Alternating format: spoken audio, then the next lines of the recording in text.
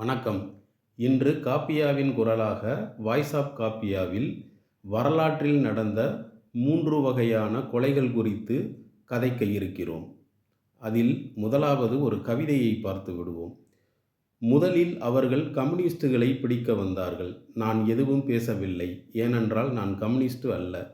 பின்னர் அவர்கள் தொழிற்சங்கவாதிகளை பிடிக்க வந்தார்கள். நான் எதுவும் பேசவில்லை, ஏனென்றால் நான் தொழிற்சங்கவாதி அல்ல. பின்னர் அவர்கள் யூதர்களை பிடிக்க வந்தார்கள். நான் எதுவும் பேசவில்லை, ஏனென்றால் நான் யூதன் அல்ல. இறுதியாக அவர்கள் என்னை பிடிக்க வந்தார்கள். அப்பொழுது எனக்காக பேச எவருமே இல்லை. மார்ட்டின் நீ மொல்லர் அவர்கள் எழுதிய பிரபலமான ஜெர்மானிய கவிதை. இப்பொழுது 3 கொலைகளில் முதல் வகை கொலைகள் விதவுட் கொலைகள்.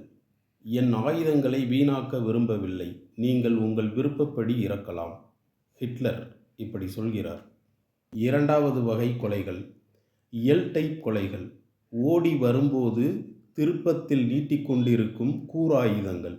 இடியமென் இப்படிப்பட்ட கொலைஞன். மூன்றாவது வகை கொலைகள் ஒய் டைப் கொலைகள். இலங்கை ஈழ யுத்தம் நீங்கள் அறிவீர்கள். ஒரு பாதையில் பயணிக்கும் நீங்கள் ஒரு குறிப்பிட்ட தூரத்திற்கு பிறகு இடது பக்கமாகவோ வலது பக்கமாகவோ போக வேண்டும்.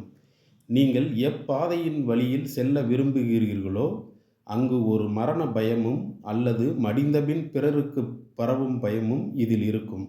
இதுதான் ஒய் டைப் கொலைகள். இந்த மூவகையான கொலைகளிலிருந்து ஒரு உண்மையான படைஞனின் கட்டுப்பாடுகள் எப்படி இருக்கும், அவன் ஒழுக்கம் எப்படி இருக்கும் என்பதை 2 வரிகளில் நான் உணர்த்துகிறேன். பகை தூய்மை நடக்கும்போது ஆளும் அரசு வெகு மக்கள் பார்க்கும் முன் எதுவும் நடக்காதது போல சுத்தம் செய்து விடுவார்கள். நான் சாப்பிடும் பாத்திரங்களும் அப்படியே.